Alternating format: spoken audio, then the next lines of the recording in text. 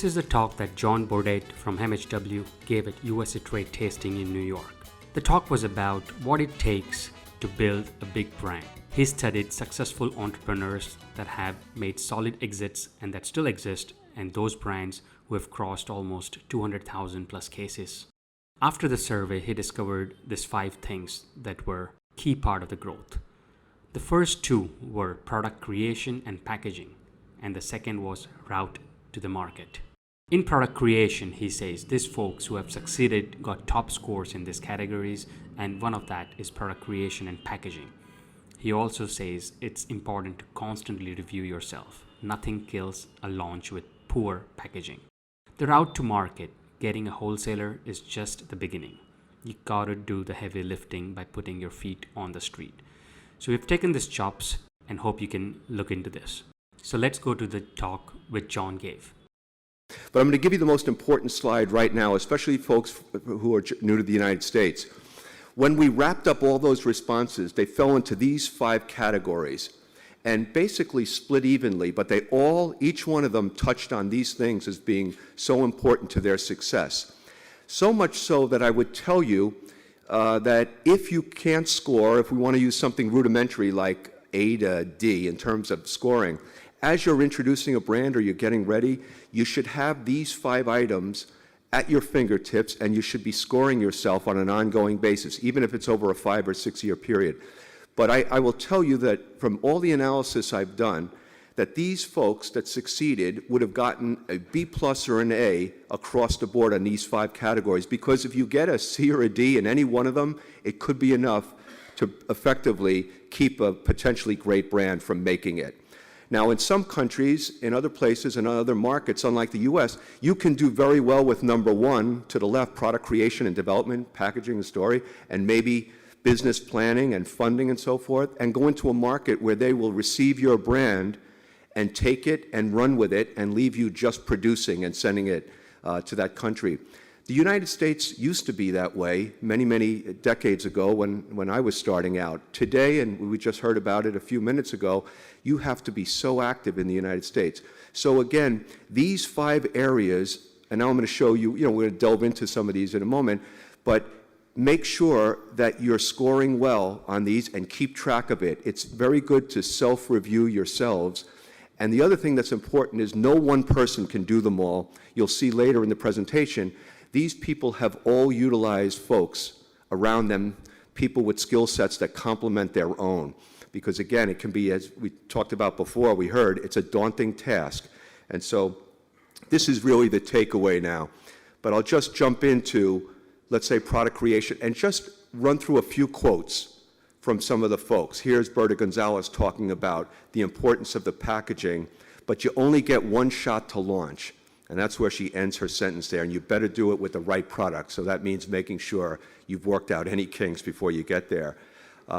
Kevin, as I talked about earlier, about the way his product sales jumped so quickly up to 300,000, he looks in the middle of this quote, he talks about saving, multi-million-dollar advertising budget. In lieu of that, he went the social media route, and he was able to convince consumers to talk to other consumers about 90+.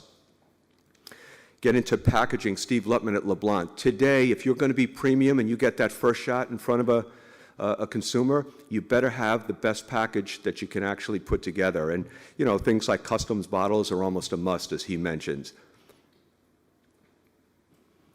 And Ken Austin always talks about, and you'll hear this, he's on television a lot these days and radio, creating a consistently great product. I mean, quality has to be there, consistent, so suppliers, you've got to be all over your supply side there to make sure. And then from my own perspective, I will tell you, in all my years, nothing kills a launch. If people are going to get involved with packaging, design, and liquid, do not err on the side of, let's say, conservatism or low cost. You have to go all out on it. I always tell people, you'll worry about getting your margins improved a little bit later after you get volume and so forth, but I've seen people come in, cut corners there, and then regretfully have to go back and spend a lot more money making a change they originally thought they wanted to do in the beginning, but cut back because of cost. So again, I'm not a proponent of overspend, but in the beginning, you definitely have to err on the side of getting your product to be phenomenal on the launch. In terms of route to market, just some quick comments on here. You know, Felix Sencion talks about the importance of understanding your distributor network in different markets. You may be with a big player in one market, but you may have to avoid that big player in another market because of market conditions, and where are you going to get time and attention. David Cambar, very blunt here about the wholesale situation today. Getting a wholesaler is really just the beginning. Some people think it's the end game. Once you get it, if you don't do all the heavy lifting, it's not going to get done by the distributors. They've got way too many brands, and as he mentions in here, the typical salesman has 15 minutes on a sales call, and the odds of your brand being part of that sales call in the early days are slim. So again, it comes back to feet on the street. Later on, when your brand is hot, they'll do a great job with it. And then distribution channels from Jonathan Newman. He went an interesting route. He went, his wine business has grown dramatically via direct-to-consumer systems. So you don't have to always go through the traditional systems that are out there. There are new innovative ways to reach the consumers today that didn't exist even as soon as 10 years ago. And then again, you'll hear feet on the street, that expression all the time. Any brand that comes into the United States, if a brand owner or a winery, distillery, brewery is not putting their people, getting them actively involved, it really, really hurts any chance. Tal Nadari is a huge believer. Everything he does is he takes one market and gets his learning out of the way and moves on from there. Then we get into quickly marketing and sales strategy. Okay. In this particular case, Sencion, he was going after, he focuses only on his main competitor and ways to take share away. So he studies everything that they do, and then he works most of the time basically figuring out a way to get additional shelf space and get some of that business. David warns, about expansion too quickly. He's always been of the belief that you start out with two markets on a launch and don't make sure they're not the same type of market, like a New York and New Jersey. He talks about New York and Texas, because you want to be able to address and approach different markets different ways. And then Kevin talks about, the advent of the internet has been huge for him, and he's mastered how to get to consumers. And there's a lot of people, consultants out there that can assist in that as well. And John Glover is a big believer in those categories. Go to those categories only with growth. That's his position, but differentiate, obviously, yourself from the other leaders. Touching again on infrastructure, and this will be a common theme.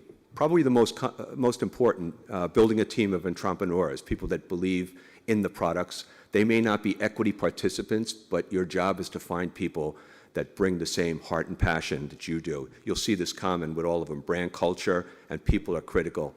They got to tell your story. And they're everybody from the office staff to the people in marketing and sales, and then getting your relationships with distributors. Again, Felix echoes the same thing. I won't go through details in it. And then, Ken ends with, at the bottom sentence where he talks about working with people that you really enjoy. Because if you don't enjoy those folks, it can make them long days. But when you're working together and enjoying it, really time goes by and in a blink, and you're winning with them, and they really appreciate that. From a business planning standpoint, be patient. And this is probably people that have been through this process, even in this room, will tell you that nothing in America happens overnight. Or if it did happen overnight, it's because somebody told you it did, but didn't tell you about the 5 or 6 years before it, where brands were starting out. So you've got to take your time with the brands, especially spirits. Humility. There's a lot of relationship building in the early years. The first 12 to 24 months is brutal. It is relationship building, and those 5 areas that I spoke about before.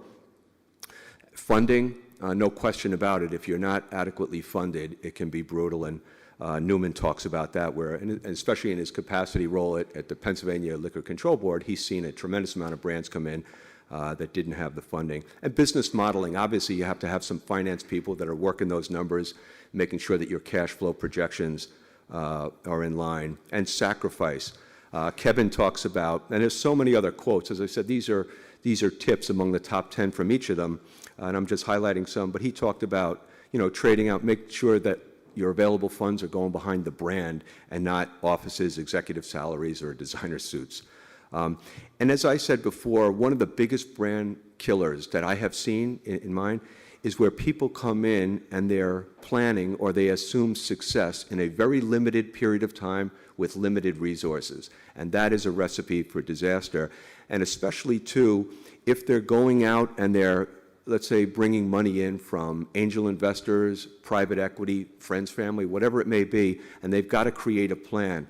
I tell everyone the first 12 to 24 months, you have to give yourself tremendous latitude and flexibility, because the day you hand that to anyone, the next day there'll be deviations. And so you want a lot of cushion and room, and you don't want to have to be looking over your shoulder explaining why your variances are the way they are. What you need to do is spend most of your time focused on that first 12 to 24 on making your brand successful. So those are all part of those areas I mentioned before that are going to be potentially killers if not done right. So just summing up for a minute, a lot of similar answers when we did this review. Obviously, superior liquid, unique packaging, distributor selection, all very important.